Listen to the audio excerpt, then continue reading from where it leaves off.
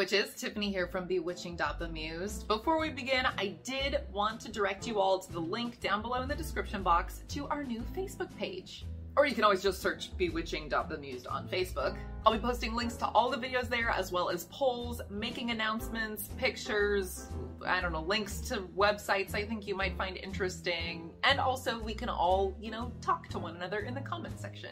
A lot of people were saying that they would prefer Facebook over Instagram for announcements, things like that. So that's what we're gonna do. We're gonna shift over there, although I will still also have the Instagram account. Let's get started. This is going to be Correspondences Part 2. And I got my drama lipstick on today because we're gonna be doing a little ranting. It's not that much ranting, it's not that bad. And it's meant to be sort of an additional video to go with my original correspondence video. Many of you are new, and welcome, by the way. But I released that correspondence video really early into my YouTube channel's life. Or, when I first started this channel on YouTube, I think you get what I mean. So I know a lot of people haven't seen that one, and I do recommend you check it out. I'll link it down below. Because correspondences and, can I replace this ingredient for that one? Can I use this thing for that intention? Those are some of the most common questions I receive, and they're really difficult for me to answer because at the end of the day, it's your craft and it's your belief system, and you will know better than I will for your personal workings. I will explain that. Now, I'm not ranting about receiving questions. I have no problem getting questions from you guys. That's never been an issue, and it never will be an issue. But the thing that I was going to rant about is meme culture within the witchcraft community. Now, overall, I don't have an issue with witchcraft memes. I love memes. I'm on Instagram, I'm on Reddit, but I see a lot of witchcraft infographics that will explain things like, here's 5 uses for basil, here's 5 uses for parsley, here's an intention, and here's 15 things that correspond with it. And they're really pretty. I love the aesthetic of them. I understand why they're popular, but I do believe that they perpetuate these sort of strict rules regarding witchcraft, particularly if you're new to witchcraft. That's kind of where the biggest thing is, right? Because a lot of people who are new to witchcraft, they might buy a couple books, but they're also going to do a lot of their research online. And in this day and age, a lot of times people come to YouTube, which, that's why I'm here, but they'll also go to TikTok, they'll go to Reddit, they'll go to Instagram and Twitter and Tumblr. And some of these places do have legitimate sources. I'm trying to be one of them. So obviously I'm not totally against learning about witchcraft on the internet. That's definitely not what I'm saying. But when you go to a resource like Instagram, where people are trying to put together just a quick,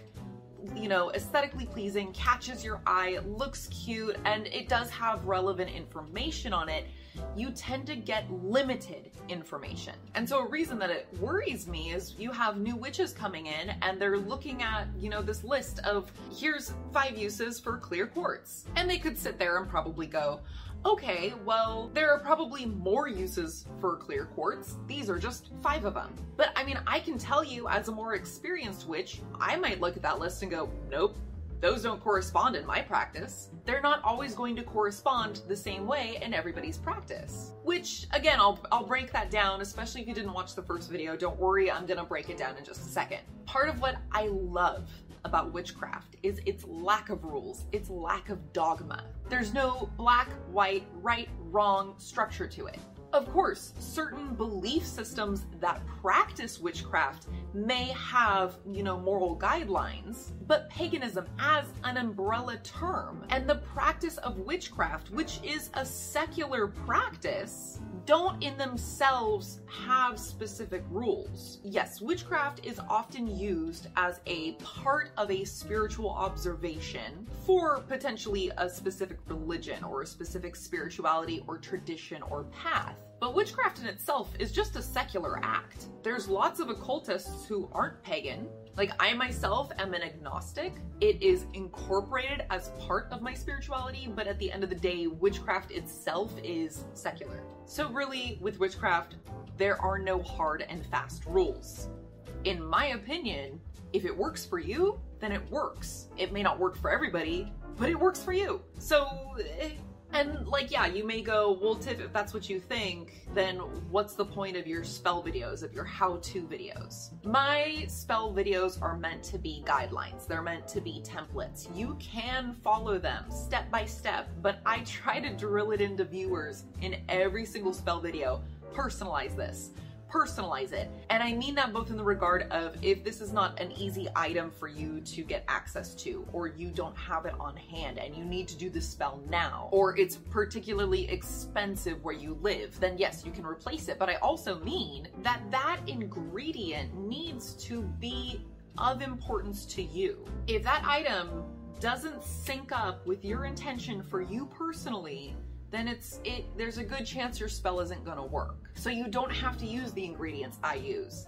Hell, you don't even have to use the methods that I use. You know, I can direct you right now to my magical methods video, as well as my sigil video. I get a lot of questions about, can I charge it this way? Can I charge it that way? And I also provide a lot of different ways for people to charge sigils, because some people might use Gnosis, and other people, they just burn it, you know? And if it works for you, it works. There is no 100% right or wrong. So this is the part that I did mention in that original correspondence video, but I feel the need to go over again, because it is so important for everybody, no matter what part of your witchcraft or magical journey you're on. It is so important to developing your own craft and taking control of your power. You have to remember, you power your spell, and therefore all of the ingredients need to be symbolic for you. You're the one that's focusing, and you're the one that's visualizing. And when we say visualizing, we don't just mean picturing things. You want to feel it. You want to be able to smell it, to imagine what it feels like, what it sounds like, whatever it is that you're trying to manifest. You want to include all of your senses into that imagining of it. And therefore we use tools like ingredients in order to help us focus that vision, help us bring it to life in our minds. It's also a form of sympathetic magic. And if you can't link the items you're using in your workspace or on your altar to this manifestation or this intention that you're trying to manifest, then it's not sympathetic magic anymore. You're not creating something symbolic. You're not using items that are symbolic of this thing you're trying to get. So where is the link here if they're not symbolic for you? There are some belief systems that, you know, certain herbs and crystals and different things vibrate at the same rate as specific intentions. Red, you know, the color red and rose quartz, they vibrate at the same frequency or whatever as love. And that's a really cool idea, and it might be correct, but the thing is, you can go out and you can buy 12 different correspondence books and pull up 15 different correspondence websites, and you're never gonna find that every intention matches with every list of correspondences for those intentions exactly the same across the board for every book and every website. Sure, there are some things that are easy and that you're going to find in general are pretty much the same everywhere. Like I said, love, red, pink, rose quartz, rose oil, rose petals, but that's not always universal. And what if you have somebody who's doing a spell for love, but they hate the smell of roses? They just hate roses. How are they going to be able to manifest love, whether that's self-love or they're trying to draw another person into their life? How are they going to be able to manifest that through casting a spell when they're smelling rose oil or rose petals, and the whole time they just have this feeling of like, ugh, I can't stand that smell? So for that person, that's just not a good link. Like I said, ingredients are just symbols of energies, of objects, of people, of events that we want to bring into our lives or banish from our lives or whatever. And we use those ingredients to correspond with that energy, person, whatever, to act out what we're trying to make happen. That's what sympathetic magic is. You want to bind a person? Okay, you take a picture of them and you literally bind it with string. You can use candles and light them and slowly bring them together to symbolize yourself and another person coming together. That's all you're doing. The thing you're trying to manifest in a large scale in your life, you are acting out in the spell.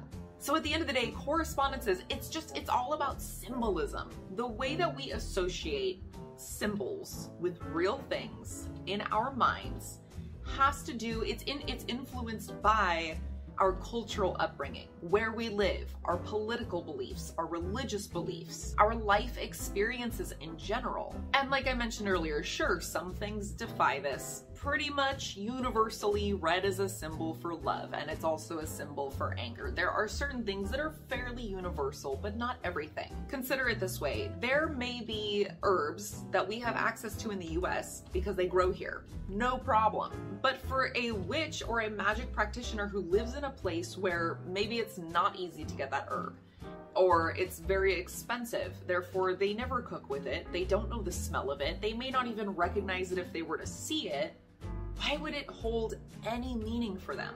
Why would that be symbolic for anything for them? Another example would be using green in money spells. I love using green in money spells because in the US, our dollars, whether it's a $1 bill or a $100 bill, are mostly green. Some of them have a little bit of yellow in them or a little bit of pink, but for the most part, they're green. And that makes sense to me.